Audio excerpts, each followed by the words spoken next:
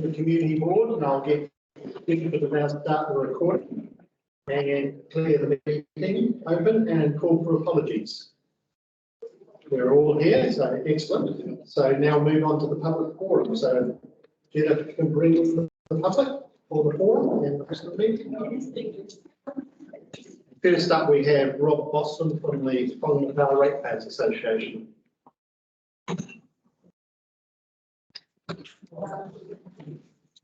That's not that one. That's the second. That'll be the second one. Okay.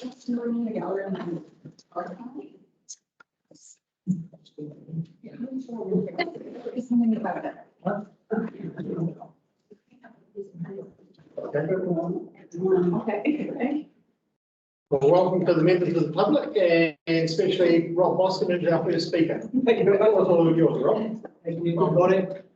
I'm going to read part of this and I'll add a little bit. I'm not great at addressing groups, but this is a little document called "The Community Working Together," and it's really just a result of what has been achieved over the last 2 to 3 months. There's some interesting outcomes in the change of focus from the learning community, from the community experiences over the past 2 to 3 months, based upon the long-term plan admission process. We went back to the public meeting on the 31st of March, which we ratepayers co-hosted with Greypower, and we lobbied hard in the town with individuals and groups to promote community engagement to the various initiatives put forward. We did a lot of work seeking support for preparing submissions for the PCDC long-term plan hearings to support the full refurbishment and the retention of Lindsay Road in particular. We attended meetings with local and regional councillors to discuss outcomes for the benefit of the community. The opportunity of face-to-face meetings proved to be invaluable, and in the case of 101 Lindsay Road was crucial. A relatively small team from Whangamata representing several community groups were able to meet TCDC councillors in a neutral social environment to put forward our case for the retention of Lindsay Road. Initially, 3 councillors we met were responsive to our case, but we believe were not fully supportive at that stage. However, as our conversations continued, it was clear we had common ground, which allowed a working proposition to be drafted, and as a result, the decision of the hearing went our way. There's still much to do, however, on this particular project. For our small team, one of the key points that came out of this process was a comment by one of the councillors, which was one of inclusiveness. Where your council, the words ours, yours, we were emphasised, not us and them. For us, this was a very strong comment and applied at all levels. Certainly back in Whangamata, all our community groups, whether ratepayers, Men's Shed, Lions, social clubs, harbour care, community patrol, plus the many others who serve, the words ours, yours and we are very evident in those organisations. Many of the positive results through the long-term plan submission process for the local community here in Whangamata are results of the community's engagement. People were motivated, they were encouraged to get involved, have your say, and by and large it worked very well. Jerry Walker's contribution was significant, not only in the council chamber but behind the scenes, providing guidance and encouragement to the community groups who were able to focus their effort and attention in the right direction to achieve the desired result. The level of collaboration and consultation needs to continue. The proposed club initiative, the community groups meeting regularly to raise issues relating to the town should be encouraged. I am fortunate or unfortunate, whichever way you look at it, to be involved with 4 community groups, all of whom are represented in some form or other in the long-term submission process. Following a collaborative, consultative process, we achieve much of what we wish for. We have to continue to work developing the process that allows for consultation and collaboration for all ages, all backgrounds, but locals and non-locals. There are several major items on the horizon. 3 Waters, the proposed government changes, the tsunami sirens being turned off on the 31st of September, as well as many local issues, including the mangroves. Retaining and maintaining what this town is all about, its character, its credibility for both residents and visitors, exploring affordable rental accommodation, housing to attract seasonal workers, etc., are all crucial things that we need to address. Speaking for the groups that I'm personally involved with, we're here to support of work with the community board, the councillors, TCDC. Doesn't necessarily mean we'll agree with everything that's proposed, but we welcome the opportunity to be involved, to participate in discussion and debate issues at all times. In summary, the members of the groups involved in recent events reflect upon the gains in these past few months, and the key components that we came up with are a combined passion for the well-being of our town and community, open and transparent communication, collaboration, we, us, working together with our council for the benefit of our community. And that's it, thank you. Thank you, Rob. Thank you, Rob. Before you go, anyone got any questions for Rob? I'd just like, through the chair, to make a vote of thanks for you and your group for your support through that time. It's fantastic. Thank you, Rob. And next we have Gail Goodwoodson, also from the Ratepayers Association. Good morning. You've all got a brief sort of outline of what I'm talking about, but I am on behalf of the Whangamata Ratepayers Association, and it's just an update for you with some questions. Our profile has improved and we're attracting more members and committee members. We put out a monthly newsletter and it's on the website, and it's also sent to our members through MailChimp, and we can inform other people through Facebook. We've negotiated with the Whangamata Club, and we intend holding monthly meetings at the club in the conference room upstairs. And we want to be open to people in Whangamata, and hopefully by doing it on a weekend, we might attract some residents who are mainly out of town. We want to encourage more participation and attendance by locals. We're pleased that we've got some representation from the community board coming to our meetings, and I think that's great and very much appreciated.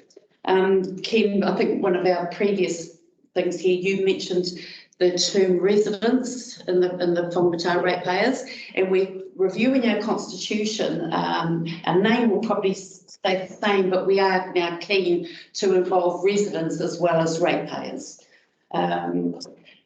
The Whangamata Ratepayers attended a very informative meeting in Whitianga regarding the tsunami sirens. They've been, as Rob said, they've been disconnected on the end of September. Ratepayer groups around the eastern board of the Coromandel were well represented, but there was no local, regional and national representation from government. We would like to know what the community board stance is on this issue. So I've got the question there that we'd like a response to. We ran a recent survey and to our members, and there were several areas of concern that came back. Street lighting was one. So the question is there a rolling system whereby street lighting is being installed around the town? And if not, is there some more planned? I would envisage a rolling program to capture all those areas that have got no street lighting at the moment. There was an issue regarding bikes, scooters and skateboards on the footpath in town. And I know before we've had some writing on the footpath, which I don't think was very effective, but I'm not sure what could be effective. But is that an issue by for the community board? Is anything in hand? And as Rob said, we would like to be more collaborative. So is there anything that the Ratepayers Association can assist in this area? We would also like an update on the Esplanade Boardwalk. We thought the original concept was not just the area on the Esplanade, we thought it was further. I've spoken to several people and they think a boardwalk along that area is stupid because we've got the grass there and people can walk there quite easily. So is there an update on this issue? And there's also, we would like to know how much has been spent on this project so far. That's an area of concern for some people. Christmas entertainment, we see it as very important to minimise youth disruption, as happened last year. I'm reluctant to be a babysitter for these people. I think their parents need to take the responsibility, but I guess we do need to do something to try and keep them in an area or keep them under control, as it were. Is there any updates, and is there anything, again, that the Whangamata Ratepayers Association can assist with in that area? So that's all from me, well within the 5 minutes. Thank you, Gail. Any questions? Oh, good. No. Good, thank you, well understood. Next we have Graham Smith from the Arts Collective. Welcome, Graham. You know the ropes. Well, good morning, Mr. Chairman, ladies and gentlemen. Thanks for the opportunity to bring you up to date with the Whangamata Arts Collective progress and schedule of events. There was a little handout there. I would like to acknowledge Faye Saunders on her recent acquisition of both the little galleries in Whangamata and Tyrone. Faye brings fresh ideas and enthusiasm to our local art world and is a welcome new member of the Arts Collective. Congratulations also go to Michelle Crook for her courage to establish the new Bath Gallery at the top end of town. It's described as a shop of discovery focusing on New Zealand art and New Zealand made. A really cool addition for art lovers. Michelle is also a welcome new member of our Arts Collective. Our AGM took place on the 25th of May, with the committee all wishing to commit for another year. We are all in agreement that 4 events per calendar year is enough for us to handle. Each art event is different, with the emphasis on showcasing all the diversity of our members' work and offering the public a chance to visit 4 attractive art-friendly venues at varying times of the year. It's our intention to build on our successes and strive to improve each event so that we attract more art enthusiasts and members alike. Our next event is the Midwinter Mingle, world-class local art, tasty canapes, amazing local musicians, and of course mulled wine to provide warmth to the soul. So this will be the 3rd occasion the 20 trestles that were purpose-built will be used for an event. Thanks again for the grant from the community board last year that allowed for the material costs of their construction. Coromandel's Partner Up program is a collaborative incentive to help emerging artists. And last week, our collective was proudly able to assist with a funding request from this organisation to support the program's continuity.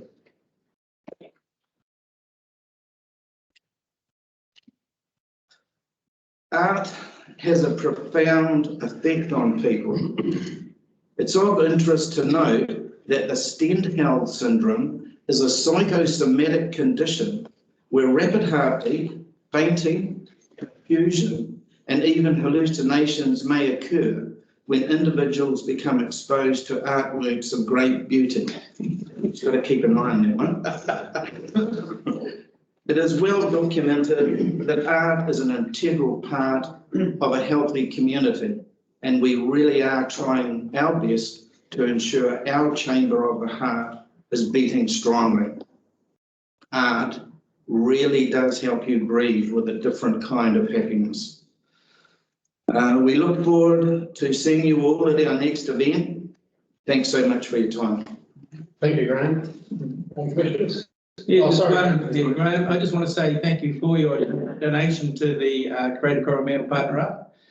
Creative New Zealand stopped the funding on that program, and that was going to stop, but your efforts when you came forward was a great help. Thank you very much.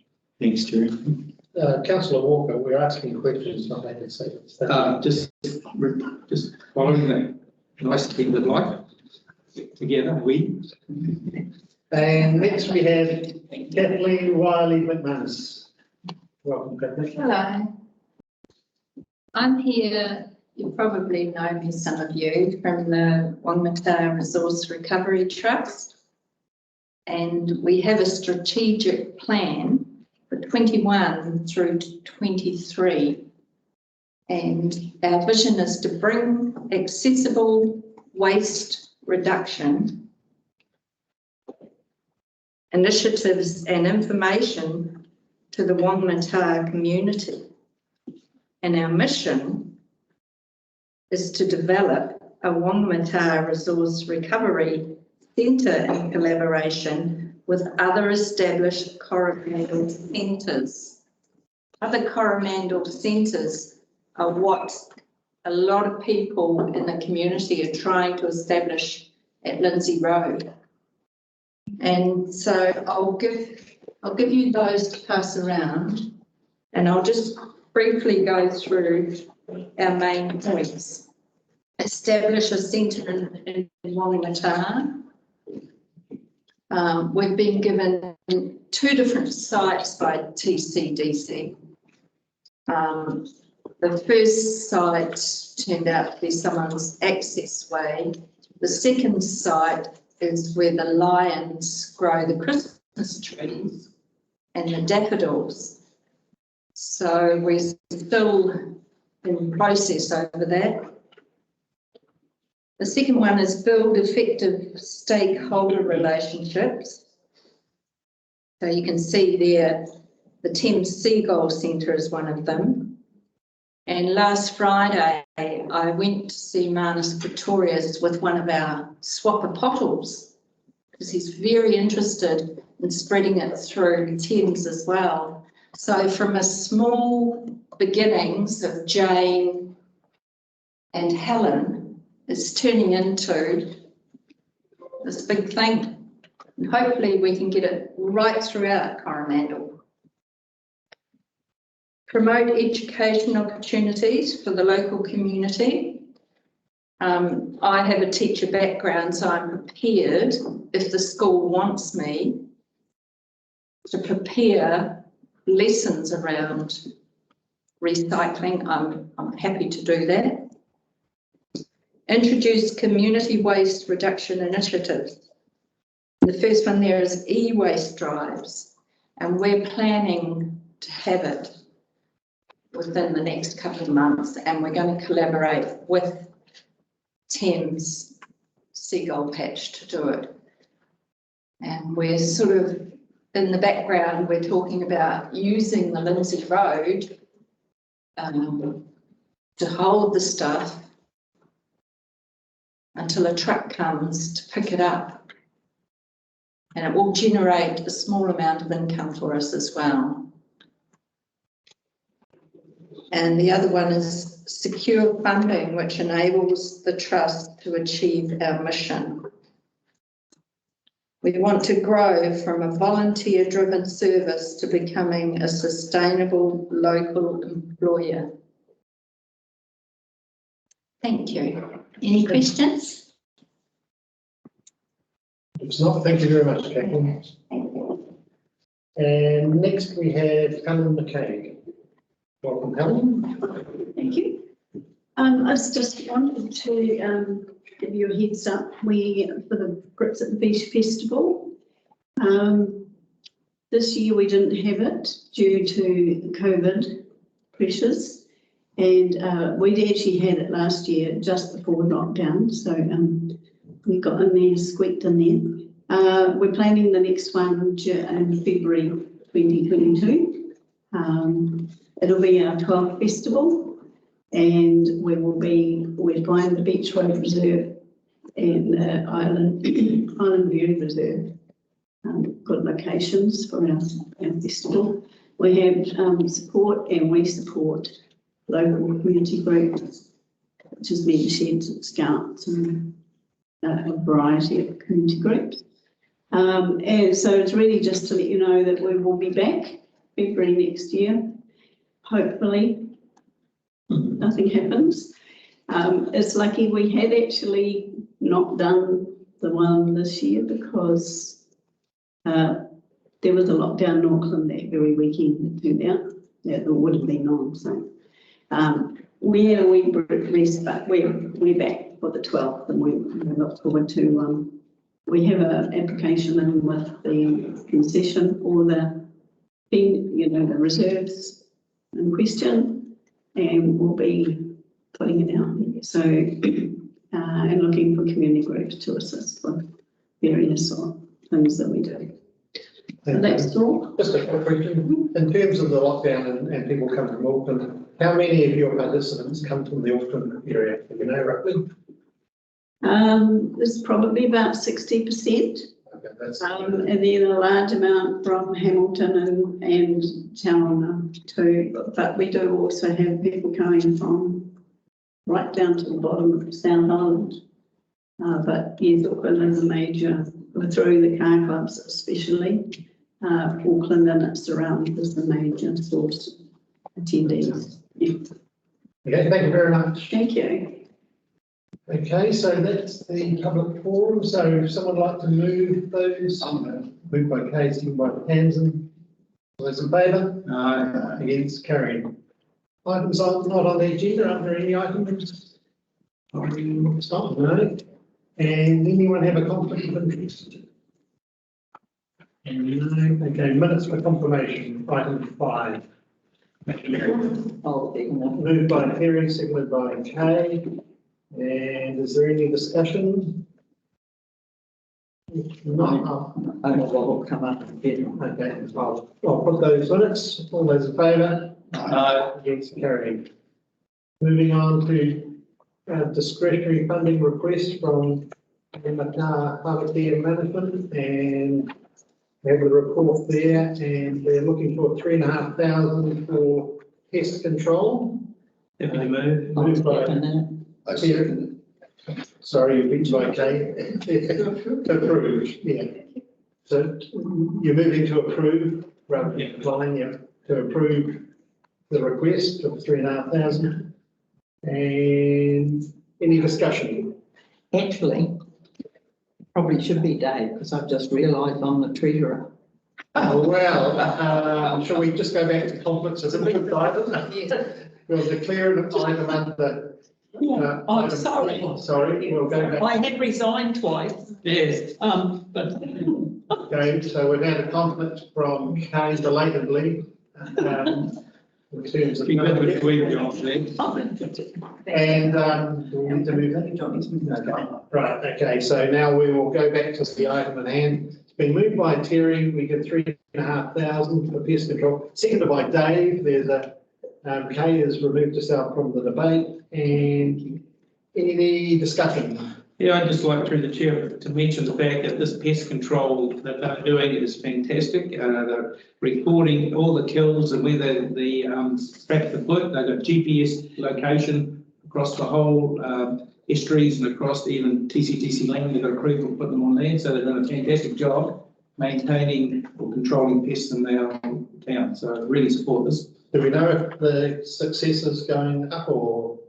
The success of kill? Yeah. Well, actually going down in some areas, which is good. Yeah. So, yeah, they haven't got onto rabbits yet, but that's another problem. But yeah, Boston stoats, weasels, all those things, and rats has been a huge change in those populations.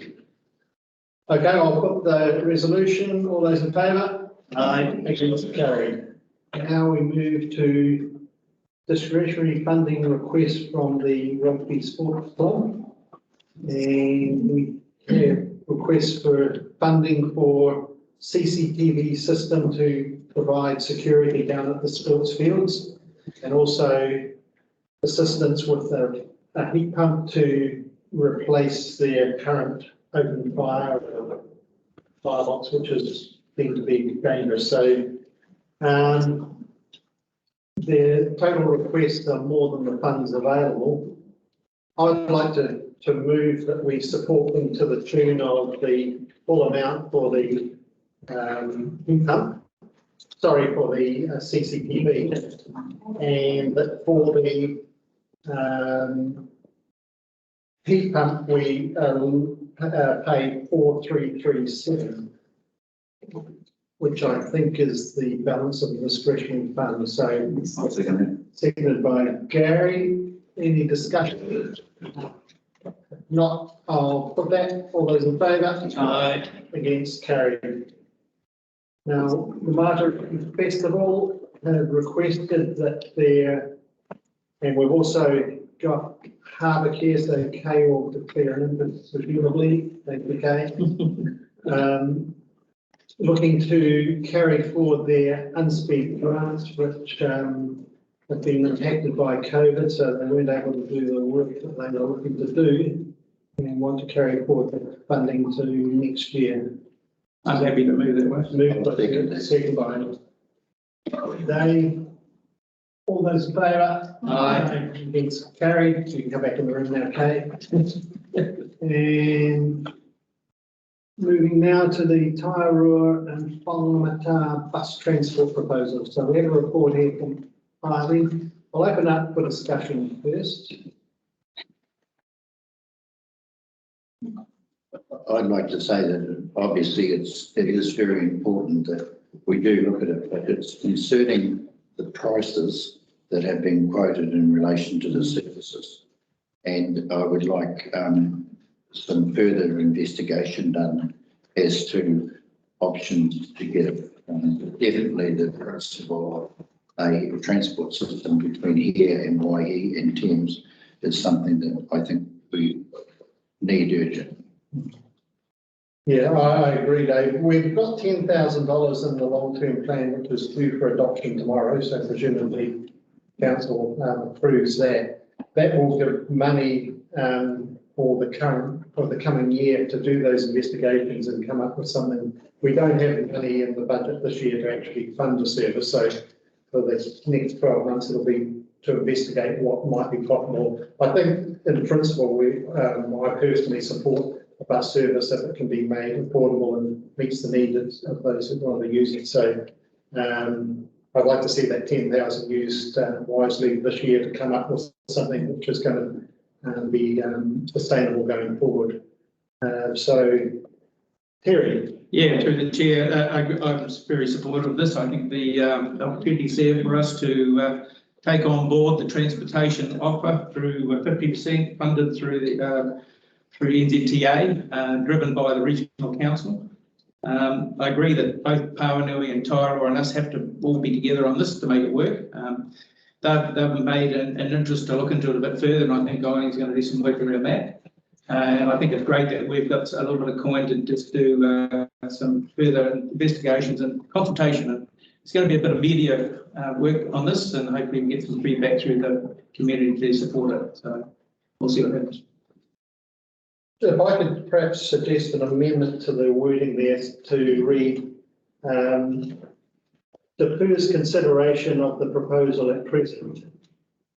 And request the district manager to engage with the Hauraki District Council and other parties in respect of the proposal and report back to the board. Yeah. Yeah. Okay, someone like to say that? At the next meeting.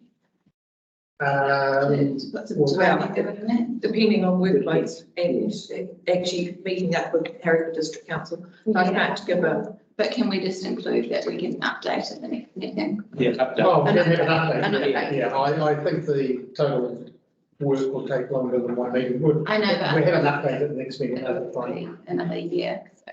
Okay, No. with an update at the next meeting. So do you want to just read that out now? First consideration of the proposal and request the district manager to engage with Hauraki District Council in respect And other and parties. other parties for the proposal and report back on the matter, report back to the community board with an update at the next meeting. Yeah. Okay, so I'll put that. All those in favour? Aye. Against, carried. Right, now we come to the Lease. lease of the. Is Nicole here? Yes, good morning. Good morning. Welcome Nicole to the meeting. Thank you. Have your report here, so I will open it up for discussion. Chair, I would like to know if we have a copy of the original lease as a Whangamata Combined Sports Centre, because I am concerned with the way they have been, I don't know how else to put it, but bullying the the croquet club. I just wonder what is in the original lease and what are we actually signing off on? Because I would like those toilets back on the agenda for the croquet. Okay, that is noted. I can look at the original lease between the Combined Sports Centre and Council. Are we able to get a copy of that, please? Yes, I'm able to send a copy. Thank you. Can I ask you a question, Nicole? It's a combined sports centre, but this has got Thames and Squash on the letterhead. Are they the signatories to this lease or not? I think the lease actually combines that group, so that's how I understand it. But it also combines the croquet as part of that group. I thought the croquet club are separate. They're a separate. They've got their own lease. No, yes, but as an incorporated society on their own right. But the original rent and the lease of that land was for the combined sports centre. Right. Which incorporated all of them. And I just want to make sure that the original lease has not been changed. Nicole, Okay. Nicole, it's Dave here. Hi, The Dave. change or the separate lease of the croquet club has only come about because of concerns and arguments that have occurred. And it appears that somewhere along the line, the contract originally had been changed. And that's what we would like to see before we approve any changes to this, so that we can at least get the paperwork right. Okay. Well, it sounds as if some of the board members are needing more information before we can make a call on this. And the lease isn't due until the 1st of November. So, Nicole, is there any problem if we defer the decision till next meeting when we are able to have had a chance to look at the leases involved and get comfortable there? No, that is absolutely fine. Okay. Thanks, Nicole. Thank you. That's no worries. So I'll move first that we receive it, and second that we defer consideration of this matter pending receipt of further information. I'll second that. Okay. I'll put that. All those in favour? Aye. It's carried. Right. Okay. Now Thank you. Thank you. Thank you. Nicole. Now we're on to the reserve management plan deliberations and quite a comprehensive and lengthy report. Do we have staff online? Oh, yeah, that's still. They're in the room. So we get version, I handed out parts for me. Oh, wonderful. So Yeah. they've got the reporting version. And if you want, and whatever you want on the screen, you can tell me. Okay.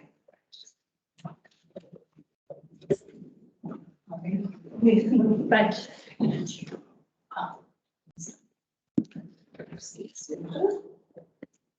Push the table forward. That should be. Yeah, that's better. Come and join the meeting.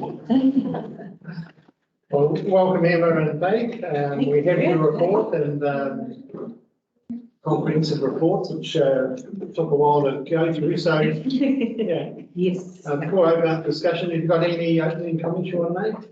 No, just that this is a combination of some really hard work from lots of different parts of the council and also from the community. We had some really well thought out and well considered submissions that definitely enhanced the overall quality and outcome of the reserve management plan, and also the hard work that Eileen and the team in the area office has put towards just making sure that we've got the right end of the stick when it comes to some of the specifics of the reserve management plan. And yes, so the comprehensive report moves through on an exception basis. So we're just sort of specifically looking at the issues raised in submissions and responding to those. There are changes recommended to the reserve management plan, and that's reflected in the attachment B, which has track changes to show the differences between what we know for consultation and what's been recommended for endorsement from the community. Okay, now it's a lot for us to get our head around, but I'll open up for discussion. Here, Thank you. Thank you, Emma and Faith. I just want to start, if I can, just the history here. This is our 2014 plan. We went through it, went through all the reserves. It's made for the community, by the community, paid for the community. It's our document. It's our key piece of information. It's our biggest part of our community board is the reserves that we manage. We don't look at the money funding side of it. It's about how we manage those facilities and what we're doing. I find this new one difficult to handle with the additions of what regional council are putting into our plan, have that discussion. And I'm hoping that we're going to have some more time to read that. If I look at the New Zealand Coastal Plan statement in 2010, it talks nowhere in there about mangroves, but it talks about amenity values and what you should do on reserves and how walking and using the reserves is really important. I'm frightful that these words you put in this document are all about trying to stop what Whangamata has been 20 years trying to do and manage the harvest. And I'm fearful of what's going on there. If I look at the ecology one, what they're planting, nothing in there about mangroves, what's going on. I look at the coastal handout, which is 2006, and the healthy environments, 2026. They haven't even upgraded this from 2010. Another 6 years waiting for that. Then I go to our catchment plan, which talks about mangroves and how they should be managed.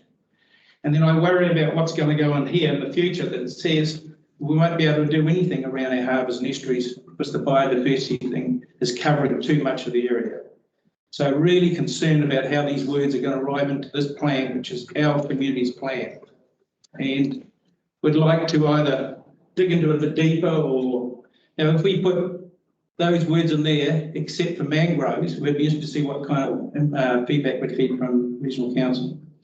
We've got a 160-page dossier of saga in front of the regional council now about the last $2.2 million spent on mangroves. So it's an issue in town here about doing our harbour and maintaining it, and really worried about some of the wording in there. So your concerns are specifically around the content of the regional council mission? Input into this. Yeah. There's a response to that, and whether we don't want to be hamstrung from doing anything at all because those words would be used against us.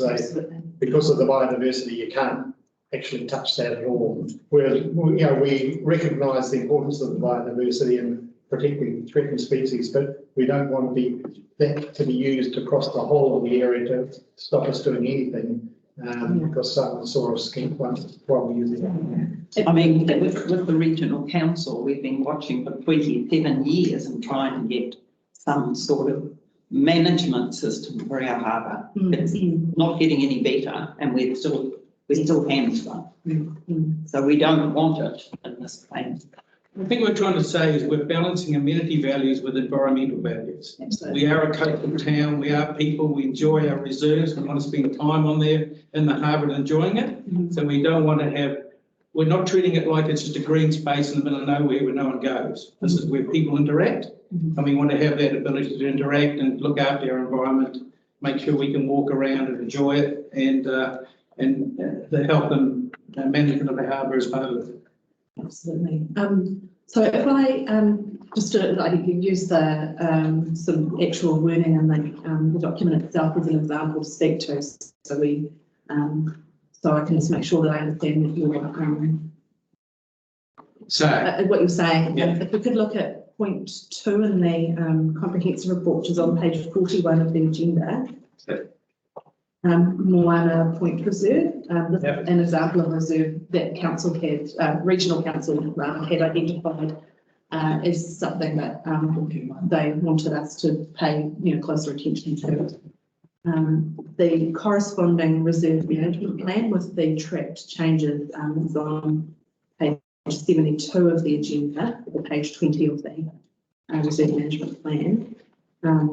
So this is one where the regional council in their submission requested that TCDC prioritise management actions that are aimed at enhancing and protecting Indigenous biodiversity for this reserve. And those two words, enhancing and protecting, it's quite a high bar. It's a high bar. And so the reflection of what we felt as staff was appropriate at a reserve management plan level was to twofold. To note that the reserve has been identified as having some important ecosystem and biodiversity values from the regional council. So that's in the background, it's just noting it. It's part of the makeup of the reserve that the regional councils put their hand up and said that this one is particularly important. And then in action, rather than saying word for word what the regional councils asked for, i.e. Enhancing and protecting, saying that they being us rather, that we will work with both Tangata Whenua and regional council and community groups to support biodiversity values. So it's not so much written in a way to say we will do it, but we will work with these interested parties in order to address. Have you got a definition of biodiversity? So we don't have a definition of biodiversity in our reserve management. So it's difficult to manage that unless we're specific about what we don't want to happen. Then everything else can happen. Is that what you're after? Yes. So essentially, what we're proposing is sort of I guess a middle ground. We don't want a middle ground. We want this for the community. It's our piece of legislative information that the community want for their town. Absolutely. So we want them to build within ours. Yeah. The kind of protection that we think's right for them. Yes. Not what we don't want them to dictate what they want. Right. Yeah. So I mean, the reserve management plan can't override any existing legislation or any other regional documents. So it doesn't have to say anything that we wouldn't otherwise be doing. The general policies document has provisions in there that we will work collaboratively with stakeholders, which regional council is one. To give effect to the submission, we don't necessarily have to have that action in there. Some very good words in this New Zealand Coastal Policy Statement under Policy 18 about public open space and walking access. Very good one-off things there. It's working with the ensuring that the location and treatment of public open space is comparable with natural character, natural features and landscapes and amenity values of the coastal environment. So it's incorporating the people and the environment together. And I think that's what we're trying to say here. Yes. It's not all about a green piece of land sitting somewhere that no one worries about. It's about our town. Yes. And the thing is, we also know that just putting biodiversity in there doesn't tell us a hell of a lot. No. They can actually say, because of the biodiversity of our harbour, we're going to do this, this and this. But we want to know what they mean by that. Yes. Because it's our harbour. It's about getting the balance. It's getting the balance right. And, it's very easy to say that there's species and everything in there. But in the meantime, our harbours are getting clogged. Yes. So we have to have some management. And I mean, and that process would be managed by the Resource Management Act rather than an R&P. But it's unworkable. Well, the new Resource Management Act is quite changing. Yes, yeah, well, I think The National it's Development today. Act has got some Yeah. different approach to it, but Yes. we don't want to be overburdened with words that are going to make it difficult. We want to be clear as to what the community wants, and this is how we want these other agencies that we fund to help us support us in what we want to achieve, not to dictate what we want to achieve. Yeah. If I just might add my 2 bits worth to here. So the RMA, which is the policy statement, etc., is another piece of legislation that sits outside of these reserve management plans, and we've deliberately tried to avoid duplicating or bringing in that RMA legislation, and just because of there's already legislation out there. So but this is what the regional council has to give effect to. This is their document that they have to write their policy to. exactly. It's not a mangrove in this book. Yeah. It was removed as a species of significance, and it talks about salt marsh, it talks about the different environments around the harbour, and that's what we're saying. We want to be part of that. So would it sit better, because I mean these statements that we've incorporated through the reserve management plan are consistent with the rest, with across all of the responses to the regional council's submission. Would there be a better level of comfort if we removed that management action and just sort of kept it in more of a background, given the context? Well, it's up to the board, but I would certainly think we need to sit down and make sure those wording is what the board wants. Yeah. It's not What would the- board, so. Because we can, I guess, make a decision here and it would sort of filter through all of the relevant reserves unless, as we come to them, there's a further exception made. Well, Well, yeah, my personal view is we want to have less words in there that are going to hamstring what we might want to do in the future. So happy to have that statement in there, but not with a recommendation of action, which I think is a bit stronger than. I think if you come back with those, Stronger than in the background. come back with those words and we'll look at them and just make sure we're clear how you rephrased it. Right, so because at the moment, I mean, it was already drafted to be quite non-committal and that it was a work with as opposed to an actual do anything. And we were very certain to not put any specific action that would indeed hamstring the community board and the area to any specific. I'm uncomfortable with how to word it at the moment. Neither am I. You're not? No. So so you mentioned biodiversity as a word that was concerning. Is there anything else in there that you specifically? Well, would like it does state, it does state that regional council requests that council prioritise. Yes. Yeah. Okay, management actions aimed at enhancing and protecting. That's a hell of a wide. Yes, yeah, and we haven't recommended that the community will go to that level because it's inappropriate for a reserve management plan to do that. Yeah, It's but not it would right be on. better if it's not quite so, I don't know. Yeah, so the wording in that we're recommending is to work with Tangata Whenua, Waikato Regional Council and community groups. No, I think the wording should be that they work with us. I think it's all about, it's our plan. So if they said that, Tangata Whenua and Regional Council work with the local groups or the local community in managing biodiversity in a word that doesn't encapsulate everything, get the right word, I think that's what we're trying to say. Right. So in that case, it wouldn't be an action for TCDC. It would be an action for other agencies? Through the chair, you can't create a document with actions for groups that are involved. Yeah. So we can't say they need to, we can only talk about what we want. Yeah. So would it be, do you see TCDC's role as a facilitator of that conversation as opposed to the direct collaborator? Yeah. Okay, so maybe an action for this reserve management plan could be facilitate. Yeah. I think so. I think we're closer Enable. to that. Yeah. You see what I'm trying to get at here? Yeah. Well, it's about having awareness of, I think, if you don't want that prescriptive action, we can just keep it to be had with awareness of. I think for that kind of wording, it possibly does fit better in the background section of the reserve management plan. So if you're wanting us to come back with some alternative wording at the next meeting, that's we can absolutely do that. I think it was some wording up front. That explains it all. We don't have to go for each one and change it all. We're not looking for that. It's just making sure that we can continue on this path of what we're trying to do to look after the amenity and the environmental. It would be good to understand, so have a link between where the definition for threatened ecosystems, because that's always evolving. So that if there's your place that you go for that information, like where's that reference point in here? So if someone's reading this document and wants to understand, where would they go? Okay, no, that's a really good suggestion. I'm not sure whether the general policy document goes to that level of detail, because that would be the first point. Yeah, but because obviously you can find different information from different places if there Easy to. Yeah.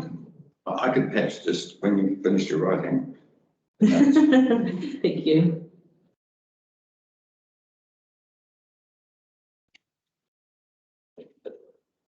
As for detail, on page 98 or 46, whichever one you're looking at, the Williamson Park one, which of course is a very important area for Whangamata. That's where so many people gather and things take place.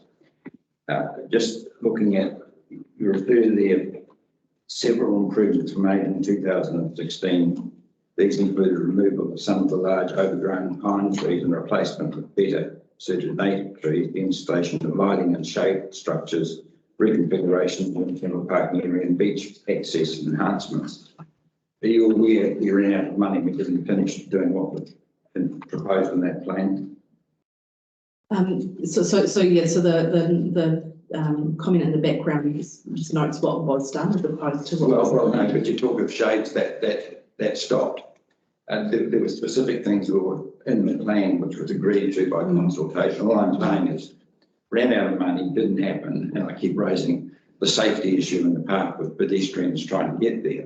But that is in the peak time. I watch with horror as the only way pedestrians with prams and wheelchairs can get into the front of the Promotion Road is where all the cars are coming out and it's chaos. So I just think that needs to be looked at. So you're suggesting maybe an addition of an access? Well, access, well, we have already discussed this. Yeah, so through the chair, we've got that project. I think the cost is in the long-term plan. Yeah. To do that. So that's going to deal with the issue that Councillor Gottlieb's raising. We have done the work on making the pram entrance into the park better, but I know that we're talking about a bit more work than that. Regarding the shade sales, so I'm not intimately familiar with the details, but I know that there were some cost increases around a lot of that work, and I understand that that would have been a change of scope that would have come back to the board at that stage when those changes were made, but I don't have all the details. I won't give you the real background behind it, sort of this plan situation. So within those, there's no shade sale, no shade sale. What was planned didn't happen. They were installed to them, but they were $80,000 that rose to $160,000, so it was a bit of a blowout. Can I just suggest, before we dive into individual reserves, perhaps if we just go through the plan, and because there are issues on other reserves, right? So if we go through it and where people have got a comment to make, because I've got a feeling that we're going to have to bring it back to another meeting, so you can sort of pick up on something else. Would you like to work through the comprehensive report and deal with the changes that are being proposed from submissions in the first instance? Yeah, I was just thinking we start at page 52 and work through the plan, and where there's any issues, people raise them as we go page by page. If that works for, so we don't miss anything out that may not have been raised in the small report. Is everyone comfortable with that? Yeah, I think so, and I just like what Thames was talking about too, getting that information up front, really important about telling the story as you go into it. Yeah. Where to look about what things mean, yeah, carry on. Okay, so so we've got that, yeah, you picked up on that general comment we've had about the regional camp submission. Yeah.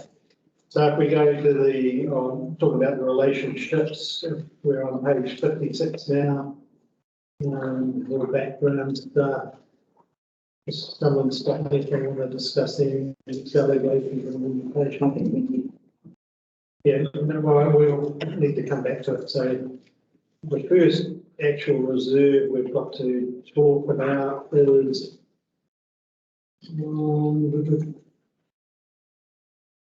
scrolling through the background. Page 69, eventually. So this reserve has been no change since the community board last saw it when it went out for consultation. Bearing in mind, of course, this was before consultation. Consultation was 2 months, and then we went through the submission. So we're talking a wee while ago. No one got any concerns there, Aiken Road? That's great if you make comments as we go through, but what would change without it making a difference? There's obviously The dump station. the dump station might be a consideration, and also Freedom Park is one as well. Yeah, there is discussion currently with the dump station as to whether that's the appropriate site and whether it needs to be moved. So I'm not, yeah. I mean, it's an operational matter. Yeah. The sports reserve. Well, this is your. This is the bowling and the bowling and the croquet. tennis and all that. Yeah. Yeah. So is it one? Does it look like it's got combined sports, croquet, bowls. So there's 3 leases. The leases, 3 leases there. But the croquet club's lease has been extended. Yeah. Okay. Yeah. No problem there. Nothing changed for you. Oh, no, so unless there's track changes, we're not proposing because there's no scope to make changes because we need the scope from the commission. Just as a note on that, you would expect that the background would only include the organisations that the lease relates to, whereas so it's making reference to the tennis club, but the tennis club isn't one of the leases, it's the combined sports, so just from that. Okay. So the background, it doesn't necessarily have to be restricted to those who have formal lease agreements. In other reserves where so maybe there's an interested community group doing some work, they would be noted. So it's, if you think about the background section as just being, here's the context of the reserve. Quite often it's the history as well. And it just includes, So 1 point reserve, so that takes on board the comments about the regional council. Yeah, so that's quite a lot of red in there. So the majority of those changes came from Heritage New Zealand. Yeah, and we accept that. Yeah, and I mean, yeah, they are the authority there for keeping track of all of that information. Those 2 points related to the regional council submission, that's the first change in the background. It's about halfway down page 72. Yeah. And then the new management act in B on page 73. So I think the problem lies with the management action level. Yeah, so again, just to, so you've got the work with Tankard and Waikato Regional Council and community boards to support the work. So that's quite good as long as the upfront information explains what those mean. Right. That's where we wouldn't want to see that this includes all mangrove removal and all that. You know, we want to make sure that it's clear that it was not into that discussion. So they couldn't just go to that and say, we've said it there, we're going to do it. To be honest, what that would include or not include is definitely an operational matter. Yeah. I mean, those conversations could be, you know, across a range of different interventions or non-interventions. We don't want to see it come into this. We understand. Best if we keep clear, keep understanding what we want. Yeah. I think it's you get the voice of the community coming through the plan. Okay. Yep. The Tahu Point Historic Reserve. There's definitely some issues there that we're keeping able to do. So the changes here come from, again, Heritage New Zealand. Yeah. And you'll see there straight away, there's none of that rhetoric from Regional Council on that one. No, so this wasn't one that they identified. They had a very specific list. So they've got a specific list where they want to identify. So it comes through pretty clear. Yeah. Keep Reserve. Nothing's changed there. So there is a word change there, and it's again from Heritage New Zealand. I think the one that's really concerning me is that the leasing with Whangamata and Ocean Sports Club to defer parking and vehicle access on the area of the reserve on the western side of Port Road. At the moment, that's this one over here, which is a very used car park for fishing events and things like that, and the club's full, and there'll be certainly some pushback on that. And also it's a great place for families in the summer park there with their kids, because they're able to get out of the car safely. There was quite a very steer clear from Heritage New Zealand about that though. But why is that? Why? Because of damage. So a lot of archaeology is subsurface. And this is what they're particularly concerned about, because that area in particular has got huge archaeological significance, that area and across the road. And so they are concerned about that that damage from vehicles parking on them. Explain how vehicle damages would affect it. It's banned. I came from that meeting that we had with they were about the same, yeah. They But just explain to me why the parking of a vehicle on there, 4 wheels onto the sand, is going to affect. Probably outside the expertise of the table. Yeah. Yeah, we defer to the experts and that's what the experts are in this case, Heritage New Zealand and So what's the current status of that land is parking forbidden on No, Not at the moment. Besides the statement that it's got a geological importance, is there anything to back that up? Oh, the archaeological? Yeah, lots of reports. but they haven't dug on there. They've dug on the neighbour's place, which is next door, and they found some charcoal. And over the road, they found a hook, obviously, which goes back many years, but not on that particular site. They found over 400 artefacts. Yeah. Which, Across the road? No. On that side? gone next to that site where the cabana. Next to that site. It's not to say that some of it wasn't in there as well, but Yeah. at the end of the day, that's not our call. Yeah, but are they going to dig it up? Are they going to dig it up? I don't think it matters. It doesn't matter if they don't. You still have to respect the area. Yeah, but it's not a burial ground, Tamsin. Pardon? It's not a burial ground. I know, but it's still, if it's got archaeological significance, there's still, and you can't, like, they've built houses everywhere. They probably shouldn't have built houses. Like, it's about awareness with the information we know today, right? So I don't think it's going to be occupied or stayed on. It's just some vehicles parking on there around the fringes, actually, not out in the middle of the, over near the neighbours where they have the issues. I just think it needs discussion on that. And the reserve management plan suggests that discussion is held. the liaison. Yeah, okay. This was, so it's only the route that's changed, right? The construction has been there for quite a while and. Yeah, so this was presented to the board, the version that we got in consultation. Yeah. Yeah. But I mean, the liaison with kind of the Whenua has already been in there for a very long time, so it's not like this is. I'm not sure if it's the change from the. Yeah, I think that Gary might be able to tell us. It's a change, anything on red is a change. I'm referring to the black. Yeah, so the black, so the liaise with tangata whenua, I think is in that plan that Terry's got in front of them, those words, yeah, and then what's been added in. Yeah, so what I mean is that we've already, that's already been the directive from, it's not like that's a new. Like place reserve. No changes?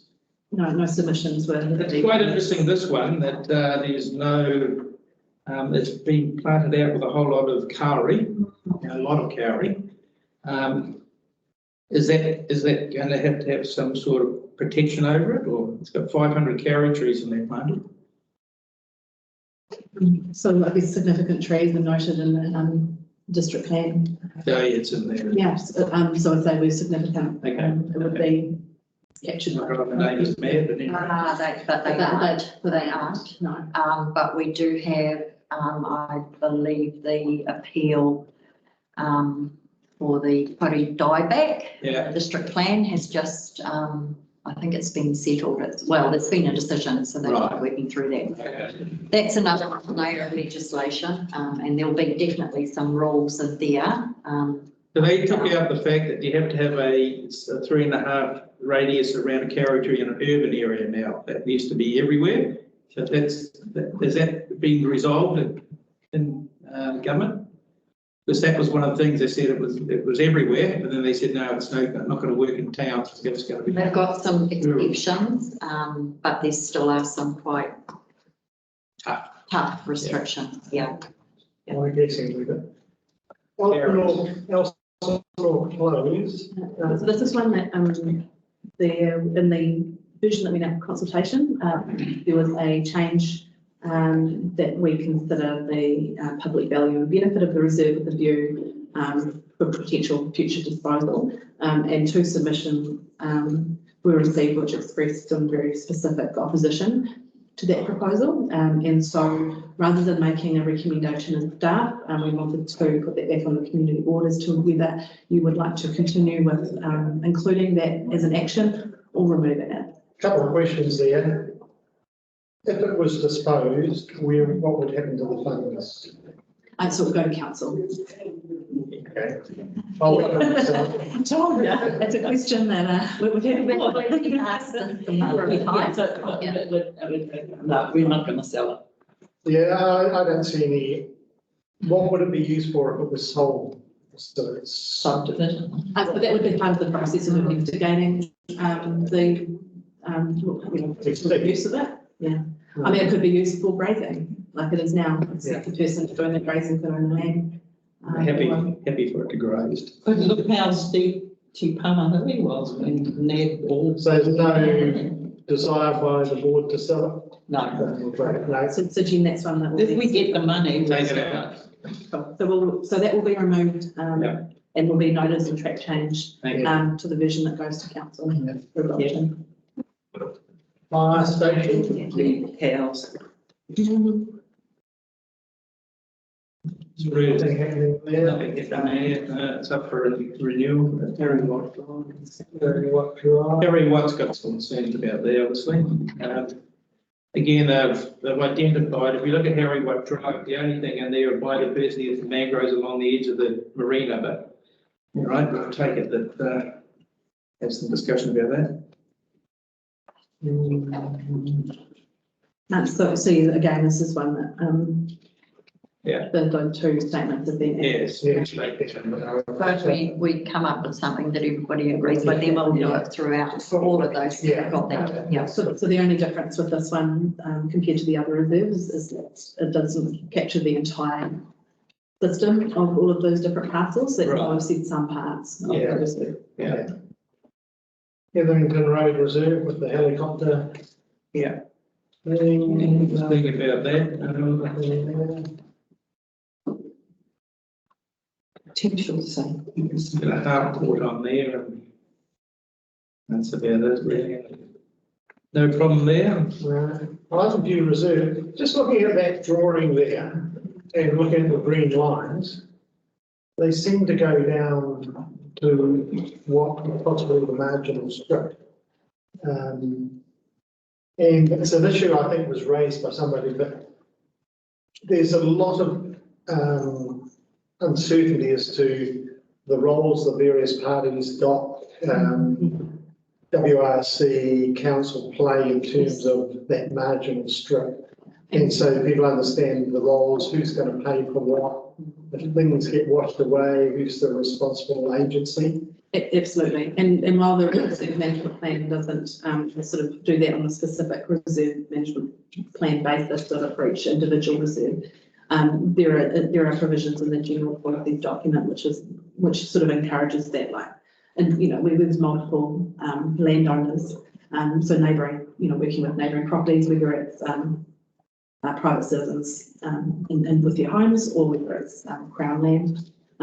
Obviously with marginal strips, we've got these lovely imaginary lines in the sand and the sand moves.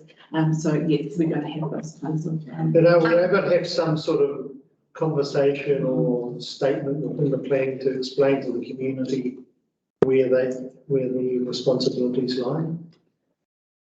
So ultimately, it's a reserve. Yeah, so if it was marginal strip, it wouldn't be in here. So I'm wondering actually if this piece in the front is marginal strip. Because we know that there are different, all that beachfront area has different, some of it's marginal strip, some of it's, well, Beach Road, for example, is unformed. So that's what I'm saying. I'll double check because I have a sneaky suspicion that that is actually part of the reserve. In the 50 But years, I've been coming down here and living here for the last 25, not living in place here. You used to be able to walk along the front where the houses were. They've now encroached on it and stopped public access for that, most of the properties along there. So I just thought it was, the boardwalk will fix that. well, I don't think the vehicle on that way, but. So under the management actions, you say investigate coastal erosion issues and where appropriately identify options for intervention to manage erosion in a sustainable way through the shoreline management plan. So you see that's the agency that will manage that? Yes. Yeah. So and if they look at that figure, they say that green line actually incorporates land that is under that reserve currently as a land that they manage. Yes, so the reserve management plan will defer to the shoreline management plan for those kinds of specific actions, because that's what that work is being. It's quite Because it goes along, just about along to access 13. It's quite a lot, isn't it? So who is responsible for the access ways? Because at the moment, Island View number 14, which is heavily used, there's a sheer over 2 metre drop. There's par seal and then a sheer drop. Looking. So who provided? So for the answer again, and I keep harping on about it, so I apologise if it's getting boring, but the general policies document says that will provide access to reserves where practical. Yeah. That comes under the member discussion. Right. Okay. Okay. Now we're looking at Mayfair. That comes under the So again, the only change there is noted from the regional. yeah, so it's all on the mangrove strip there. Yeah, so we've just noted that, I mean, there's a wee bit, I don't know if you can see in that little map, it's adjacent to the parcel as opposed to being the one immediately adjacent. So we've just made that distinction in the wording.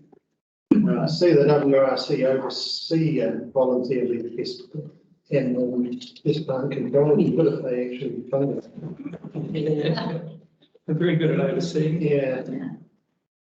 They're habited to threatened species. Well, they don't even do it on council reserves there, right? So. Michael King Reserve, no issues there. We just received one submission saying that they supported the name of the reserves. That was good. That's good. Yep. Old Schoolhouse Reserve. That's a culture. Yeah. That's fine. That's where the campers. It's quite a big parcel of land, isn't it? It is. Yeah. Love it. And very nice. Yeah. Only Mana Beach Reserve. So just some changes resulting from the Heritage New Zealand. Yeah, there is a site there. Yeah. I'm comfortable with that. And then now the hall. How many close a dangerous and unsanitary building in the So that changes because those updates have happened sort of during the review process. So yeah. That's actually a change that is come from staff as opposed to from a submission because the lease had been wound up and just to note in the background that it's currently. I think that's quite a good statement to have there actually. But there's nothing to stop the hall becoming sanitary into the future. No, it's literally just background. And we've also avoided attributing any specific action because we understand it's currently a set process in place for seeking community feedback on the future use of that reserve. Avenue Reserve. It's now lake in the winter. Doesn't lake very often. It's a tidal lake. I've only seen it completely underwater once. Yeah, but have you tried to walk across it after a big rain? You try walking across it either. See, we've noted that as an issue on the reserve. Yeah. It's a drain actually. The next one's very interesting to me. The hill. The hill. So this history is all correct?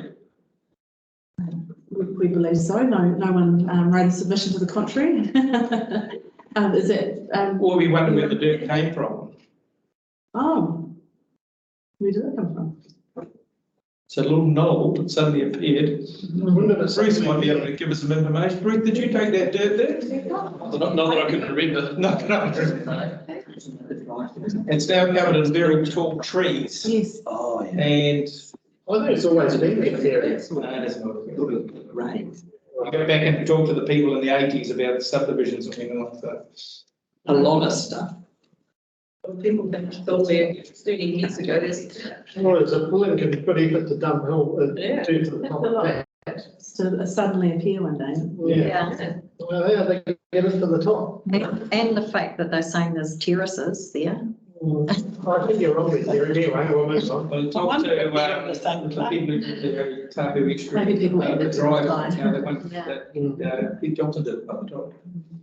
Yeah, ask him about some of the dirt. There's a Marina Reserve. Sounds interesting. In the Marina Reserve, you'll see that is that new Marco included in there? Oh, yes, it is. Is that the new one? In the end of Marco, that $3 million piece of land. There's nothing that would prevent the council, if they wanted to move the dump station there after consultation, is there? Not after consultation. Yeah, that's an operational thing. No, it's not. Yeah. Okay. Golf Is the course. road, is the Marco Road extension, is it all road for public or is it a private access into that site? Bruce, do you know? I believe it's road. It's road. Yeah. Yeah. Okay. So it's an access way under the park for people. So it was used for beachfront parking, they could go Go up up that way. there. Okay. And the golf course. No issue there, cutting down the trees, but it's not there. Williamson Park, here's your chance. Oh, well, it's, I noted the pine tree that were cut down, which actually weren't all the ones that were meant to be cut down, but I won't go into the history of that, if history's happened. But there are some trees that right now need branches trimmed because they're hanging down. But I don't think they need cutting down, they just need some branches. Yeah. And what happened is the ones over by where the stages took in front of them, they had some years before been trimmed and left in good position, and they were looking really good, but they were cut down on a whim of a council employee that upset the president, said, but we came out and tried to stop it happening. Yeah. But it was done anyhow, so if you can't put trees back and they've been cut down. But I just think we need to trim those dangerous branches, and that's all we need to do at this stage. Yeah. So operating matters. Yeah. Can I just ask how the pond gets away with being an open pond? I've got a sparkle that I had to leave the fence with a 1.5 above fence, and it's got a locked top on it. And yet every time I go down there and I see kids playing around this pond, I think, how do we get away with that pond being open? He's in the same way as the oceans. Yeah, that's the ocean. But it was a man-made pond. It was made for holding water. I mean, the beach is the beach. Didn't used to exist. It did not used to exist. It was man-made. So how did they get away with making that pond without fencing? Not sure it was. But it is. And I've asked several times and nobody's answering. There'd be a blue somewhere in fencing. Not, it will be in the building act, I'd imagine, because that's what. Bruce can say, you know, I bet you they just. it's just part of what is. There's ponds and open drains all Yeah. over the country. Yeah.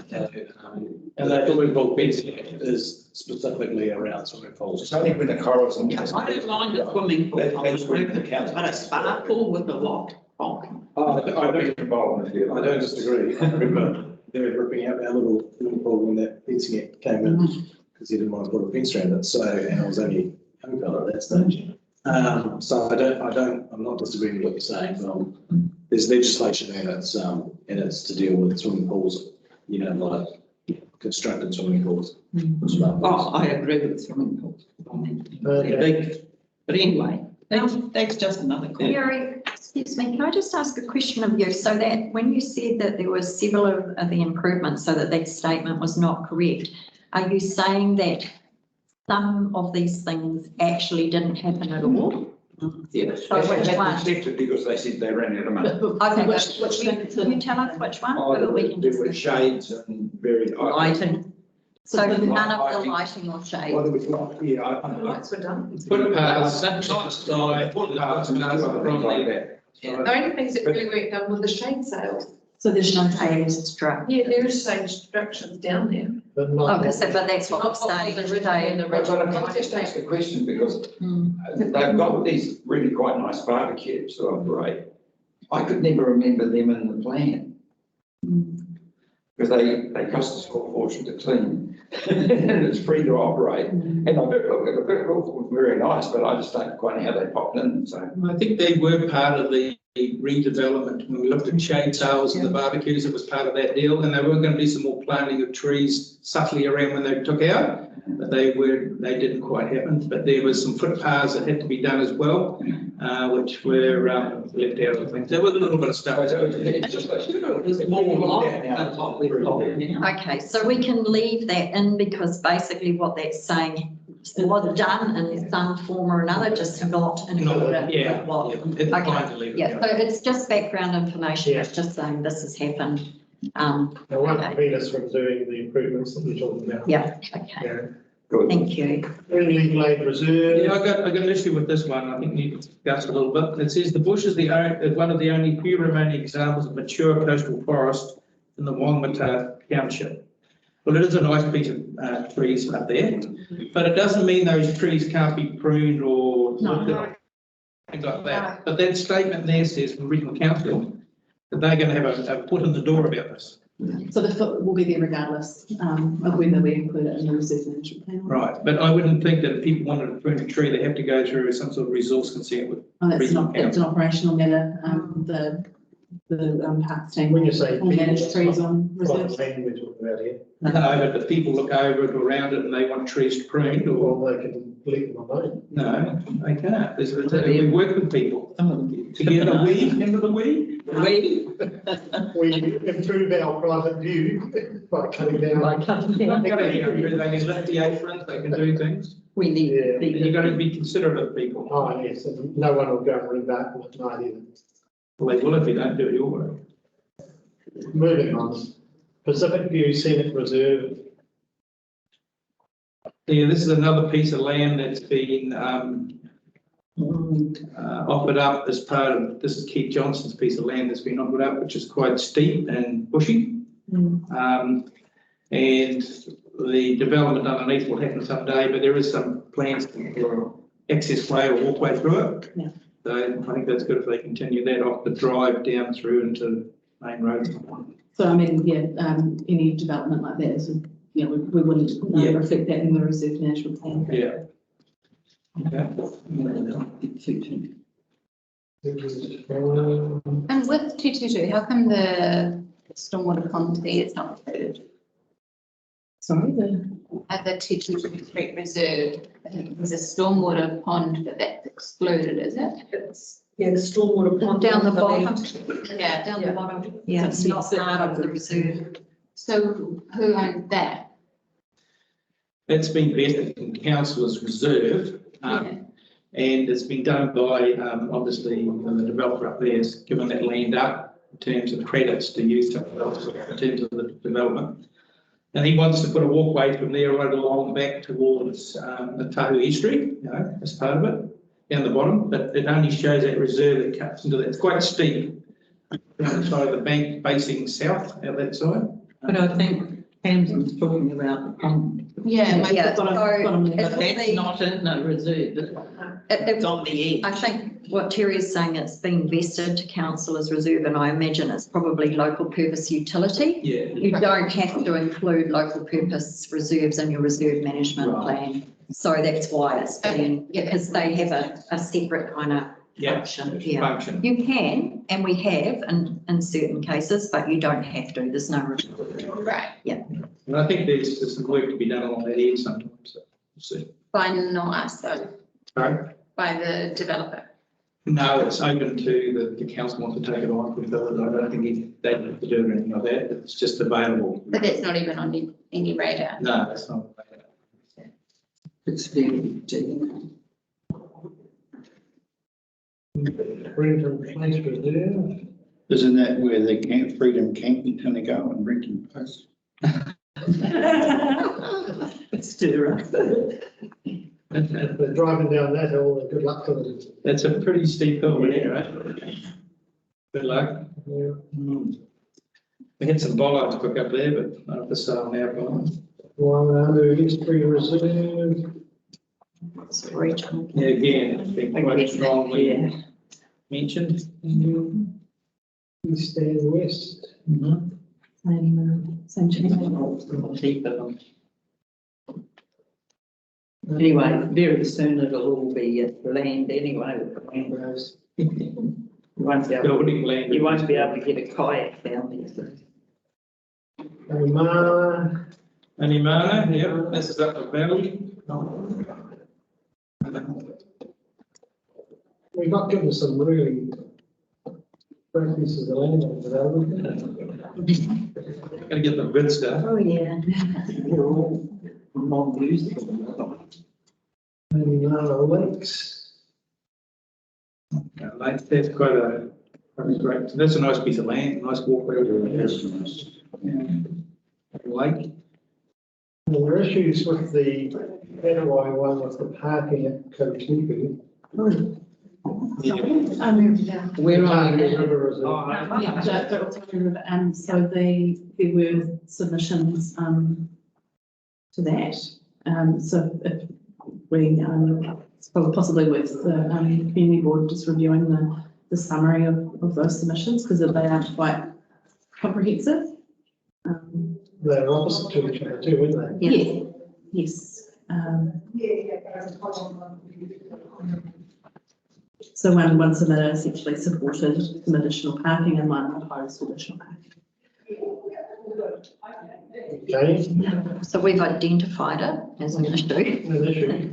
So that doesn't in itself compel council to do anything about it, it's just saying there's an issue on it. Yeah, I reckon we should build a little jetty there, so.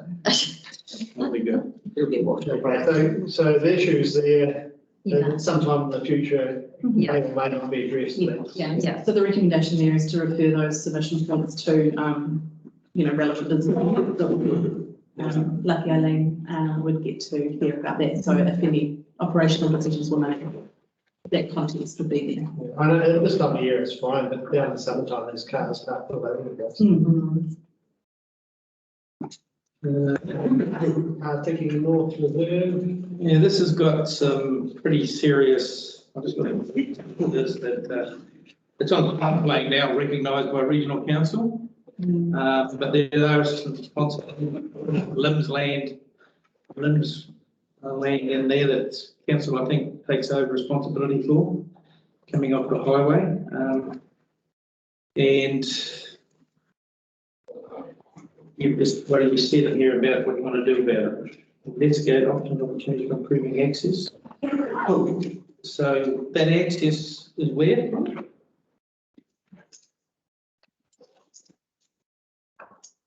Can you explain where the access, improving access? Let me just get my beer.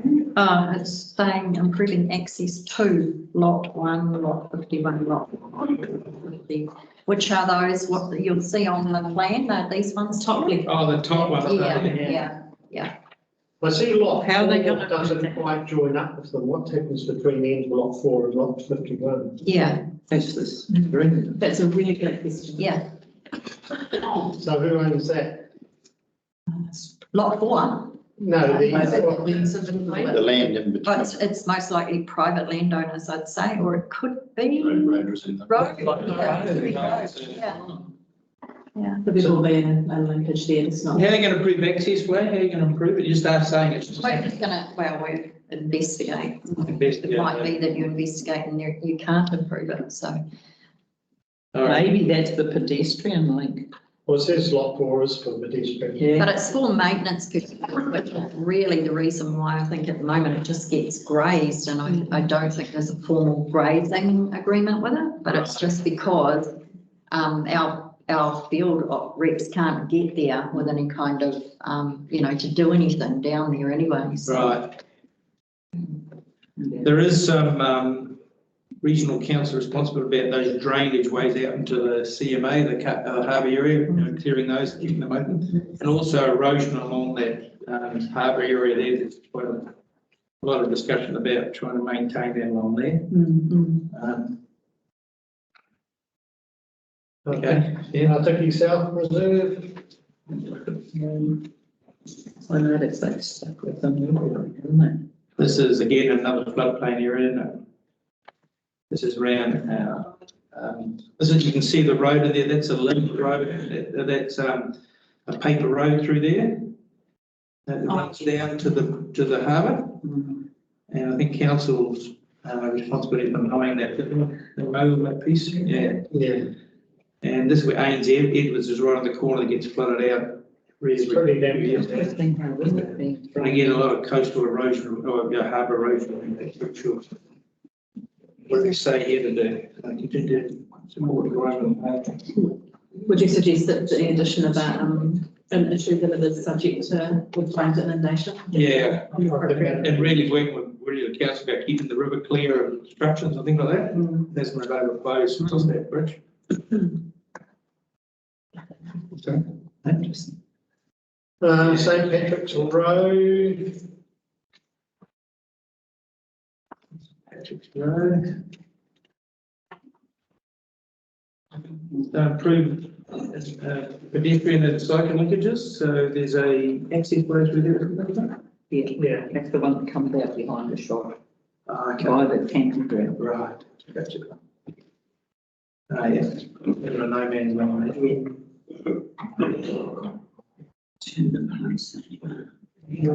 So they might want access from that to get into the camping ground too. There could be What camping ground? the one that's going and turn into houses. No, they can't go across that. I don't want that access from there. They won't come and get it. That's a. That was where that piece of land was, on this reserve that appeared to be no man's land, you know, that we spoke about where there was there's some type of pump or something on. Yeah. So I think that's storage or something like that pumped off. But that's a no exit road. St Patrick Road was no exit, but that reserve goes up to the, there's a, Funny little kinker. walkway.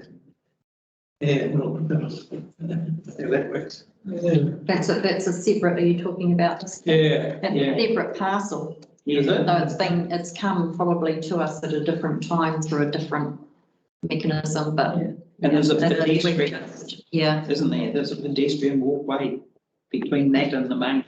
There is one that goes down. Yeah. But I'm sure it's a walkway that keeps them going. Okay, to the place. Down here, there's a walkway.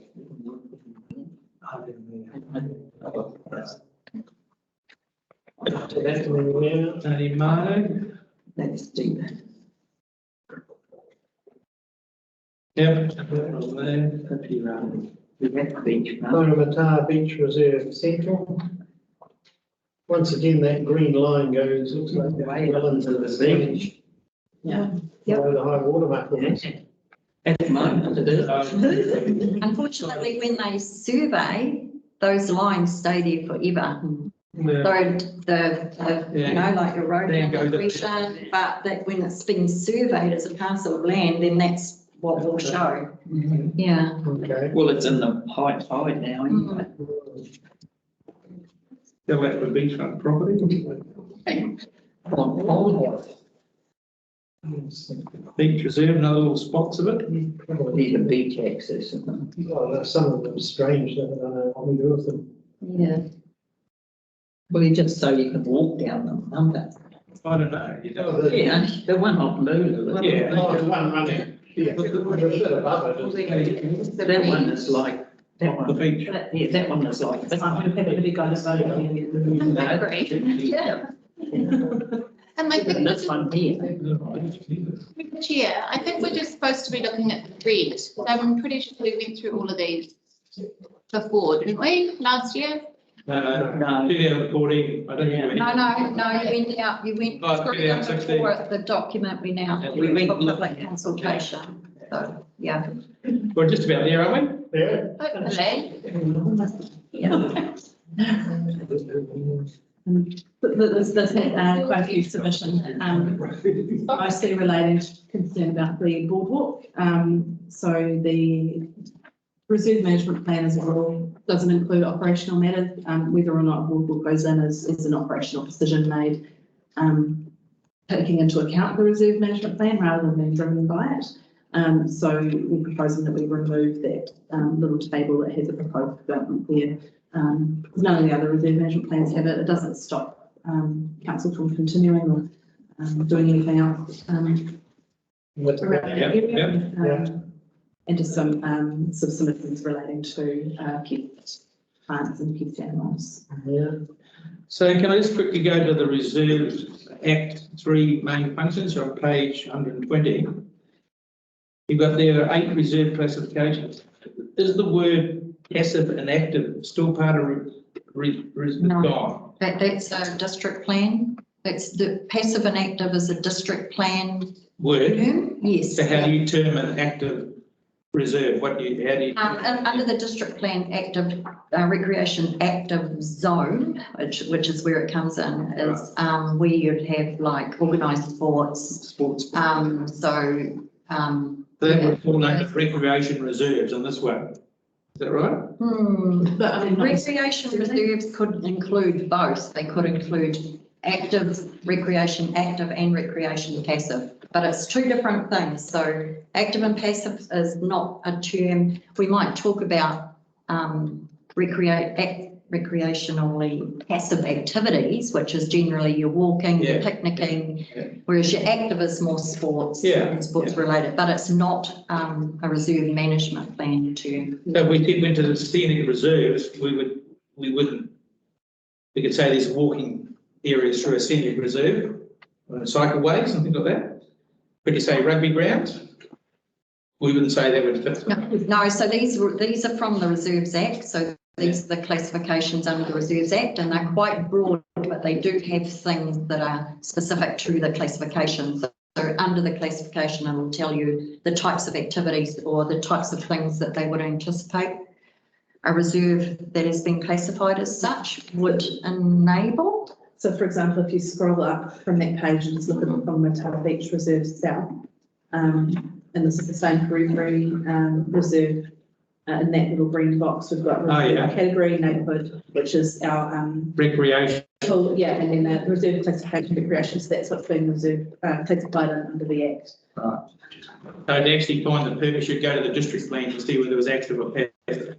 I mean, so before doing anything on a reserve, there's many different instruments that you need to review. One of them is the reserve management plan, district plan. So the reserve management plan didn't want to duplicate the district plan because, of course, whenever that gets reviewed, you don't want to be having to make subsequent changes to every other document. So finding that information, you wouldn't look at here, you'd look somewhere else. Like the zone name? The zone. Yeah, the district plan is the zone. Yeah. Okay, again, that's B. Yeah. Is there anything we want to raise there? The non-maintained. So that's just to note the other reserves that council have that aren't maintained. They don't have individual reserve management plans, but they're noted here. Mostly so, they're not forgotten about because they're still part of the reserve. Okay. Most of those are Esplanade or Esplanade. I think it's the other land maintained, so the beach road is actually a legally formed road, so it's not a reserve. That's correct. So this section is outside of the reserve management plan. It's included to ensure that, people, if it walks like a reserve and quacks like a reserve, it may not necessarily be a reserve. So we wanted to make sure that those open spaces were reflected, just so if a member of the public picked it up and they're like, where is this really big reserve, silly council? Yeah. Completely forgotten this. So it's in the appendix. So this is where the link comes in, in these ones. Next on page, we were talking earlier about page 130, the link. It says there, continue to maintain area for day visitors, well, there ain't no data going on there. It's something that we talked about previously on the board as to how we can make that better utilised for the community in some way. It's road reserve. Yeah. So we can't, in the reserve management plan, we can't address anything about what we should do with it. It's a road reserve under its jurisdiction, so it's not. So this section was not, people, if they made submissions, we basically said, sorry, this is outside the scope. So we go to Bruce and get him to report on that one. That's the one. Okay, yeah. Because it's certainly, it's something that's a bit of an issue. Yeah, I was not fit to the name. So. We agree. That's good. Anything, okay. So if we could perhaps have the things we've discussed reflected in The plan, bring back for the next meeting. Yeah, so at this stage, the community board's not prepared to endorse where adoption for council. You're not at that stage. You want to have another. Do we want to see what's happening, the wording regarding the regional council, I think? Okay. And So everything else you're comfortable. Pretty comfortable with, yeah. It's just those. Any terminology around those words. And Electron reserve also. Yes, yeah. So that's a decision made. Yes, that's fine. But we might like to run through them all again at next meeting. Maybe, never know. Maybe I won't attach the. Having a cup of tea. Yeah. But if it was able to be emailed to us earlier, then we can. I'll liaise with you for then. Yeah, brilliant. Thank you very much. Next time it should be straightforward. Great. Thank you. Wonderful. Thank you very much for your time. Appreciate the level of detail and care you've taken and with something. Yeah. Okay, so we got a resolution.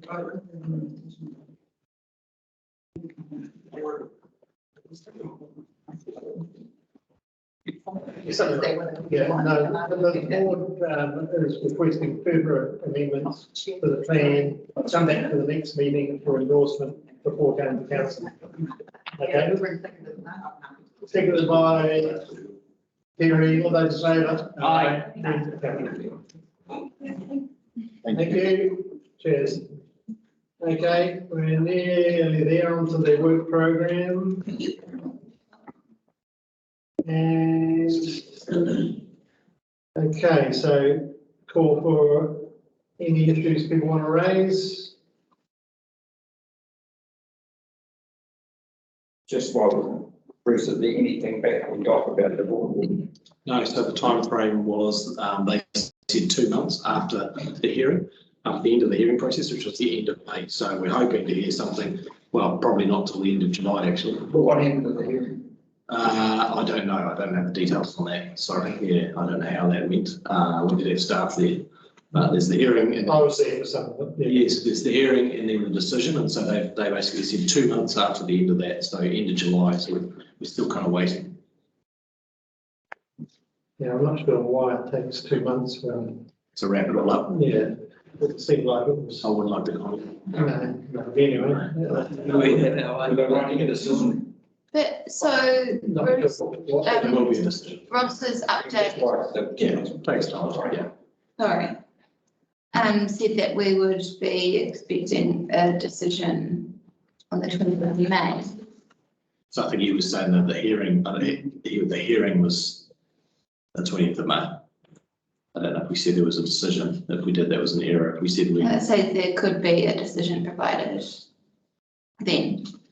Yeah, well, it'd be very unlikely that I would say, it might be very unlikely they're going to provide a decision straight on the hearing. I think they're going to be what Gary's saying, they're going to take their time to write up their decision, but do their considerations before they actually publish anything. So if we inadvertently kind of raised expectations around 20th of May, apologies. And budget. And what's that? Expectations around the budget. Yeah, exactly. We've had a number of chats about the budget and how valid that budget will or won't be when we actually get out to the market. We know what's happening with the price of timber. So we just need to, we're aware of that. We need to keep the board in the loop as soon as we get anything out of doc and we know where we're going. So I anticipate early August we'll be coming back to the board and stuff. So it can't really be yellow. It needs to be red. It could be red, yeah, it could be red. I mean, I guess we're just in the middle of the process, so it might pop out at the end of July that we're kind of moving forwards and everything's good, but Orange. yeah. Yeah. Off track. Okay, anything else? Yeah, that's right. Yeah, so I've just got one. I was approached yesterday to ask about the new water treatment station on the back road, the loop road, down where a pile of mulch and trees have been fallen. Is he talking rubbish? No, so through the chair, they'll be talking about, we've got a couple of bores that are, we call them State Highway 25 bores, the two bores off that bypass road. Right. So there'll need to be a little treatment system station plant will need to go in there. Right. Treating those bores and possibly some of the other ones in that minor point area. Is that on, whose land's that on? There's a mixture of private land and council land. Okay. So you've done a deal with them to? I think Whangamata, I think is the proposal where we're going to have it. So I think, I can't quite recall, but I know that there's definitely private land in one area. Right. And there's possibilities of them looking at, future subdivisions and those kind of things. So did you guys cut the trees down? I presume we must have, in preparation for getting going on that. So, Very good. so it's moving forward. Okay, all right, there you go. You were right. Full steam ahead with Whangamata's standards improvements. What's the cost of each street light that's renewed? I wish I knew and could tell you that detail, but I don't, unfortunately, sorry. I feel like we could probably get a few more street lights in the 2K. Whereabouts, sorry, the Light renewals. So we're just awaiting the final invoices. You're saying the difference between the $3,000, we could get some more in, you think? Yes. Yeah. I'd say probably not, but You reckon? yeah, I'd say not. I'd say it would be. Well, it would need to be $8 grand, $9 grand. Part of your workshop will be your street light priority distinction, and it's got the prices of each of them here. So you mean we only did a couple? Yes, there's not very many that have done each of those projects. And you don't need to do a lot to keep on top of them as long as you do them every year for the renewals. Right, okay. Yeah. By the looks of it, depends on what it is and where it is. Its ranges between 3,000 and 8,000. Yeah. Per light. I think the last two we did, it was about 14 or something for the two of them. But if we could find a 3,000 one, that's the difference between doing 2 versus 3 in a year, which is quite substantial. Yeah, but it's got TCDC on it. If I can comment through the chair, that the lights that you're putting up now, Bruce, are very focused down, correct? Yeah. So when you're down the road, well, the others used to flood out, annoy people. Yes. But now they can't see the next one. So we've got a bit of a hiccup that we've got this great light that focuses down and shines that area out, but it doesn't flood out to flood the area between the next one. And we've only sort of stuck on the corner of a street, in the middle of the street now. So it's quite a big gap that people are saying. I hear what you're saying. I suppose what I would say, my response to that would be, you're right. Those new LEDs, they do shine down. They've got a very defined pattern where they shine down. They're very different to the old lights, which had a lot of light spillage, which would light up everything. So a lot of it is that I believe there's often adequate light between them. But when you stand looking, you can see each of the individual lights and you think, oh, there's dark between each of them. There's actually generally enough light between them to see what you're up to, but it's just a very different light pattern to what you used to. You used to look down a street and the whole thing would be lit up because there'd be light spillage everywhere. Yeah. Now, there will be some situations, you're right, where one of those older lights could light up, like a cul-de-sac, whereas now we might have one at the end, which isn't quite. Well, when we did the light thing around the streets, we went and put one on the start of the street. Yes. And maybe one in the middle and one at the end. There's only 3 maximum. Yeah. So some of these streets are quite long, and they're saying it's quite especially on the walkways, Well, if it's a very long street, they should have, one at the intersection, one at the head. Like Is there a national street light standard? Yeah, so we would probably follow that, wouldn't we? Generally, if we went out and did an audit now, you're going to find heaps of areas that aren't compliant with that standard. But when we're doing the renewals process, that kind of the consideration? Yeah, generally, the other thing is that we're not looking for extra areas to infill lights unless we actually need to. So we're not trying to bring everything constantly up to that new standard. Till the year, so. Yeah, because we're trying to maximise the value we're getting from the expenditure. So yeah, we're not instantly trying to bring everything up to the current day standards. So old standards were nothing. Different. Nothing. Yeah, in some areas, nothing. So we're on a kind of journey, but I guess it's about, and the board submitted for the long-term plan back in the streetlight improvements back into the plan, which did happen, subject to being finalised and approved tomorrow. So that gives you some opportunity if there's areas you think actually we've got 1 here, but we actually would like 2, we can start looking at those opportunities. Bailey Road, lighting here is considerably better than Bay. Oh, is it? Considerably. Wow. And well off. Nice to hear. Bruce Martin Road needs attention in relation. We've got that one written down. Yeah. I think that's on the stuff. I can do that. Yeah. There it is. Yeah, I've got that noted from previous meetings. Okay, anything else?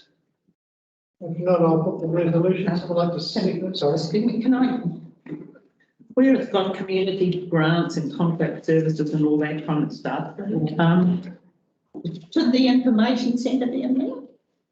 I think it's It's in the workshop, isn't it? No, it's not. What are you talking about, the information centre? Yeah, What it's in the the, workshop. It's not It's not there. funded from there. it's not funded from your grant? It's not from No, there. it's funded from. It's not under. Contract. It's under contracts with, economic development. Oh, okay. But we didn't we usually put the SLAs in here? Don't we? Yeah, like we've seen in the past. The five SLAs we've got is the form, that's under the contract. And the So library. that is your grant, yeah. I just assumed the info was with that, sorry. No, it's cut out of a different budget. It would be helpful to. So we should have it reported to us. Yeah. Because we have the library, I guess, that one, there's a, those I can put that on the next one. Yes. Through the chair, can I just ask in relation to the rabbit problems that we've got? People are asking, apparently they contacted council to ask about if there was anything that could be done about the amount that are out at night. And they were told that it wasn't a council problem, that it was a resident's problem to deal with it. But there is a huge amount of them when we do community patrol at night, particularly down Mary Road and round through there, Island View Road. There's a lot of them down there, and also the marina's overrun with them as well. It's amazing how they're down there. Didn't the council many years ago, I can remember them doing it, right? Yeah, so it's a bit of a problem because these rabbits don't have a postal address, but we're responsible for them on our reserves, and then obviously private residents are responsible for their reserves. So if you've got a big area like the marina where there's a lot of them, then that's kind of like a bit of a feeder and keeps releasing them. So we do look after them on our reserves, but they are obviously quite a challenge to deal with. Yeah. The regional council have done pest control stuff in the past, like in Pawanui, particularly, where they did like a big run through the area years ago. So again, it's another one of those ones that's spread across multiple agencies, DOC, regional council, us, and then the actual private properties as well. But you can quite often get a big private property where there's no pest control being done, and a lot of them are coming from that area. We've had that in the past. In Pawanui. So how do we go about it? There's a request for service that starts the process off, or does it need more than that? I know you definitely can put a request for service in, and I'll follow up with my team, the community facilities team, when I get back to the office, have a chat to them. They'll know where things are going and things are getting worse or getting better, but it sounds like they're getting worse from what you guys said. It is, yeah, it's amazing how many are out there. If you go around State Highway 25 around that back road. Yeah. But they're not all on the council farms in reserve. there. No. They're on farms. Well, exactly. I mean, there's lots of it. It's not. They go through losing each battle, but yeah. There's huge numbers around that back road. I heard of one woman who poisoned them, and then the rabbit went and died under someone else's deck, and they had to lift the deck plates up to get the smell of the rabbit. Oh, it's not after a few days. Too much. Anyway, we're digressing. So, yeah, I'll move it. Someone second that. Seconded by Kay. All those in favour? Against, carried. Moving on to interim schedule. No, there's a few items here. We're going to go through these. Platform. Anything you want to raise, go for it. The platform. Yeah. Where are we? Yeah. The platform. We haven't progressed anything on the platform. Why not? To be brutally honest. Priorities is what I'd say. So we've got a lot of priorities on the go at the moment. We're in the middle of changing contractors from our current operations and maintenance contractor finishes tomorrow. Bruce, we are a priority. You're always a priority, Kate. I don't disagree. What I say is we've got time, I think, for us to do something before summer, if that's what you want. Yeah. Now, again, we know, and we just talked about the reserve management plans, the whole land issue is fraught, with all these bits of land that we think are, well, everyone thinks are reserves, but often aren't. So we just need to do a bit more work. So my team know they need to do that work. They need to look at options around where where a platform could go, not necessarily. But it's actually quite important now with so many accesses of the beaches unable to be even walked down. Yeah, that is a challenge. It's a huge. Yeah. Bruce, with the new contractors coming, are they staying in the same yard at this stage, or are they going somewhere else? I'm not sure in Whangamata actually. Yeah, I'm not sure. There's a different arrangement in different areas. So some areas there in the same yard, other areas not so much. And we've just had a 12 months lease for it. Yeah, so I think they're probably staying. They're going into the 12 months lease. I think they're probably staying. I mean, They're going into the same hole. 12 months, okay. Thank you. 12 months they are staying there, yeah. Recreation Services is the name of the company that's taken over. Recreation Services, that was Smart Environmental. They've had the contract for a long time. Recreation Services, who've got about 20 plus contracts around the country for councils delivering parks and reserves. They're the biggest in New Zealand, aren't they? They are, yeah. So should we see any difference in service delivery between what we have been getting and what's going to happen? Our service levels haven't changed, so it should be seamless across, but there might be some areas where see changes, yeah, possibly. So, I mean, obviously this is a key contract for them. You know, they see it as quite a key contract, so they'll want to put on, you know, do a good show, you know, how good they are providing that service. So any new contractor normally comes in. Did they take on the other staff? So I understand they've taken on a lot of the staff. I don't know if they've taken on all of the staff. Some of the staff would have been redeployed within Smart Environmental around the country, I'd say. Yeah, so they've picked up a lot of them. Most of our guys are in Estonia. I've got a question on the footpath outside the Waitomo petrol station. It says here a formal report come to the August 21 meeting to invite determining priorities for road and footpaths, speed lighting, etc., which is fine. But just in terms of that one, I think the board's pretty unanimous that we need to stretch here. Don't wait till the August meeting once that gets divided. Start on that one. Just do it and then report on the rest of them in August. So it is dangerous. This one isn't. Cars turning out of Casement Road. This one is actually the developer as a nice little cohort put the footpath in himself. Anyone talk to him about that? There wasn't one there that he took out. Nice thought though, he said. That should be. He said to go hard with it. I thought, oh, I don't know about that. The thing is, it is now getting quite dangerous because the other day there was 5 cars parked in on that little green space. Yeah, no, they angled like that. You couldn't see anything coming out of it. I think got the message there. Yeah, we have. I mean, it might be useful if you want to add a resolution saying that you want us to start working on that one. Okay, do you want to know that day? Yeah, I'll be okay. But, Priority come 1 July, It's going to get hit. work start on installing the footpath outside the Waitomo petrol station. Yeah. The other thing is, can I suggest that we do a media thing with the local newspapers about why we're doing that? When if the footpath's put in, that it is an offence to park on footpaths and it's a safety matter. The enforcement guys will Sorry? The enforcement We will ticket. Once it's done, then the they will ticket them. But I think to pick up on Dave's point, it's a good opportunity to refresh, you know, to refresh the rules. Yeah, I think it's good. Yeah, I think so. In a collaborative way that. Yeah. It's good around the footpath. It's just there. Okay, Eric, you've got that one. Yeah, the speed limits coming into town, it's been up on the agenda several times about the loop road on the back road and the entry into the northern area of town. It's the state highway. One of it's state highway and one of it's council. And we've raised these several times, so I just wonder where we are with it. Well, on the, through the chair on the Whangamata ones, I believe Councillor Fox, who's our, or your representative on the Regional Land Transport Committee, I think he was doing some work a while ago. We had asked all the boards to flick him any areas of state highway where they wanted to look at speed reductions.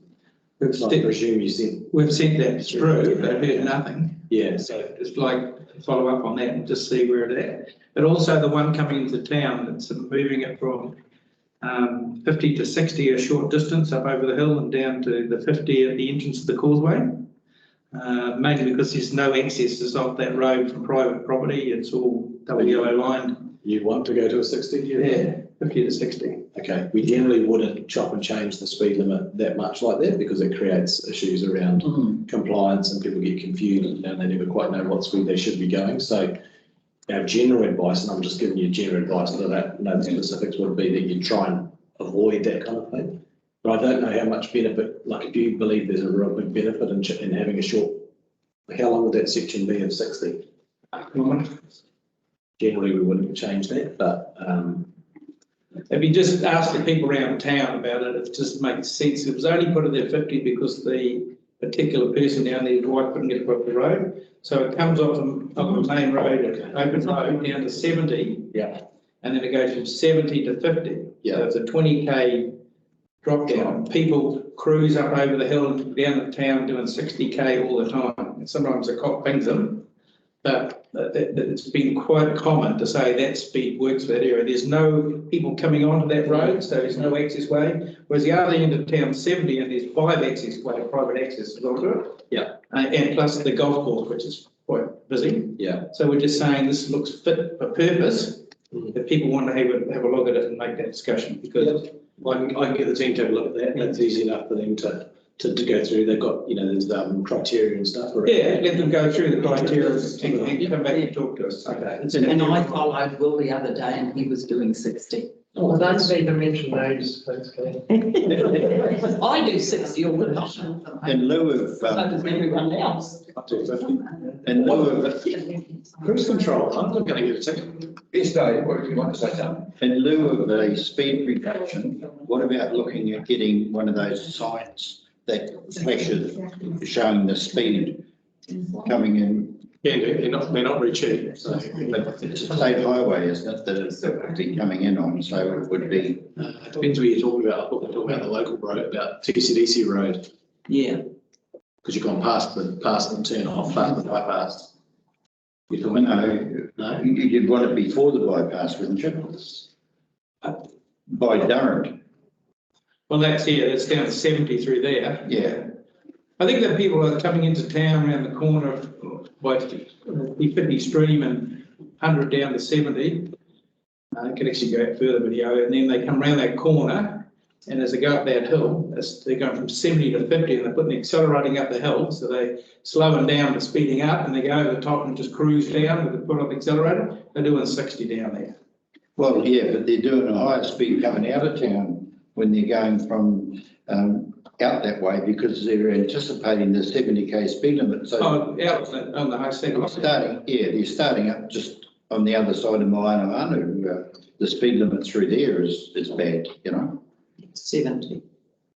By Whangamata? Is it Whangamata? Yeah, from Coming up the corner. Whangamata, if you're going north, going out of town. Waireca Place. Yeah, but through that area there, Yeah, if it was 60, I think people live at it's 50, you see, so they find it difficult to hold that speed. I have it until 2 o'clock today. But Just saying, there's a lot of talking. Yeah, we can have a look at that. Yeah, I think the point's been made, yeah. thank you. And any other items there? Well, just, I did see that looked like New Zealand fell apart. We're bringing that to the workshop. Oh, that was coming up there. Yeah. I did see it come up on the one email. excuse me, one more of this. We were talking about putting those little lids on the piles down on the wall, those little cats. Yes. Yeah. And that's not been done. There's a couple there that aren't the right size, but a lot of them have been done. I just wondering. Okay. I thought they had been done, so apologies if they haven't been done. And make them so they fit over the top, nice little like toy hat on top of something. And that is Why do they make different sizes? different size poles. Oh no, we get the one for the right pole, wouldn't you? Yeah, well, I guess, there's probably some variation and I don't know, I'm not sure. I'll follow up on that one. Yeah, that's right, yeah. Okay. Okay, so someone like to move, we receive it. Tamsin, second by Kay, and we've also got the amendment regarding us and staff to get on with the Waitame station. I'll put both of those, all those in favour? Against, carrying. Okay, members' reports, anything anyone wants to report? I have a query from an Opportunity resident about, there was a way that was proposed some years ago. They're wondering what's happened with that proposal. It's agreed with the community board. So, yeah.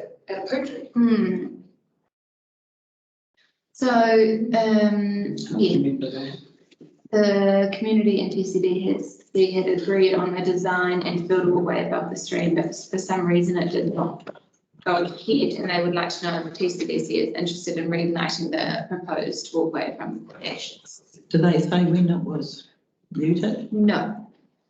If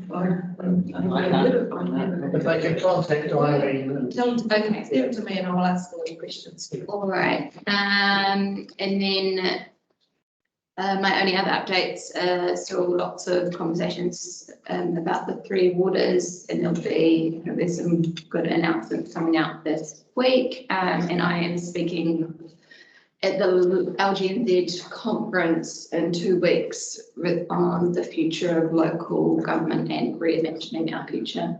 It'd be interesting. Yeah. If anyone has any ideas, Be good. let me know. It's going to change. My update. Attended the Whangamata ratepayers meeting. They are going to make an application for some funding in relation to pest control.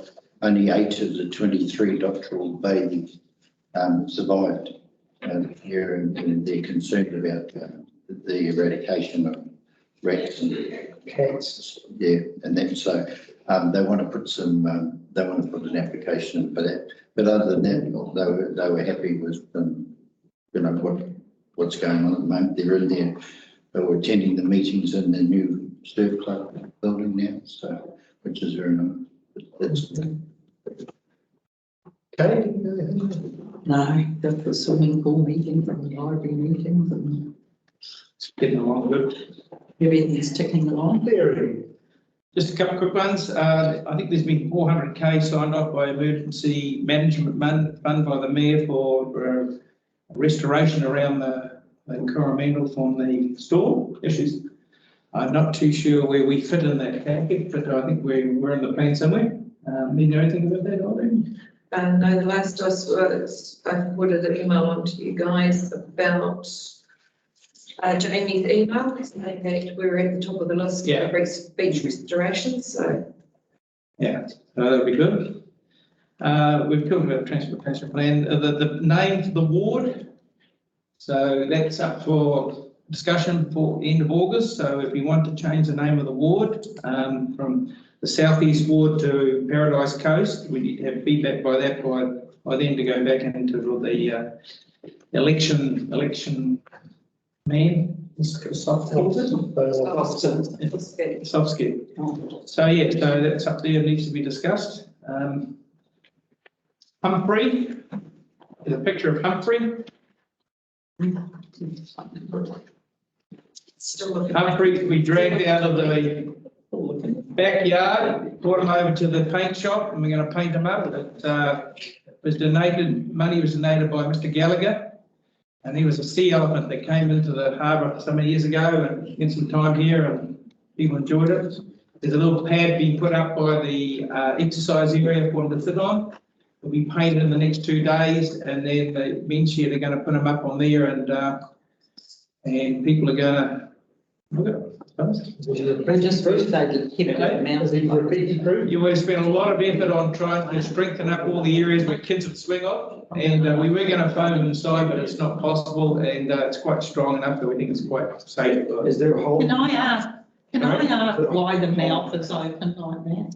Too many questions there. Sorry, first. Is there a hole in the mouth? Yeah, they're going to put a drain down inside, so it drains down to the bottom. And they can put rubbish there. A little drain. Sorry. I'm just confused why they had their mouth like that. Well, he's snoring. I know. He's a big beast, so he'll be quite impressive, Matt. Thank you for the update. Yeah. Welcome back for that. That was made a long time ago, Kay. But he wasn't. Anyway, he's gone from that. I just have a brief comment. I'm very pleased with what happened with 101. Lindsay, a lot of work done by a lot of people, but it really is just the start. And we are just starting on this track. We've got to 23. We need to put things in place and we need to be conscious of this.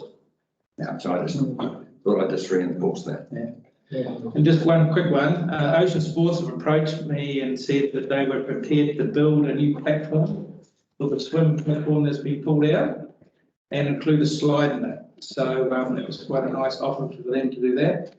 And Eileen, it's not the other, this is just a repair job, so we don't get any consent or anything like that, so. There's people on Facebook. offering to say, Engineering. It's classed as a vessel, they have to go through WRC, it's going to be for this. But it's the same, I'm putting the same one back in the water, I was going to have 2 screws with the So it's nothing to do with TCDC, it's WRC, it was WRC. Just let them go ahead. We don't Nothing know. to do with, you know, Well, I think they need to be know what's going on here. We'll ask for forgiveness. after. Okay, not a full decision. Thank Yeah, you. it's not us, not us. I think it's lunchtime, so thank you. Thank you very much. Someone move and second the reports. Yeah. All in favour, aye, it's carried. And declare the meeting closed. Thank you all. Thank you, members of the public, for your. Cheers. There you go.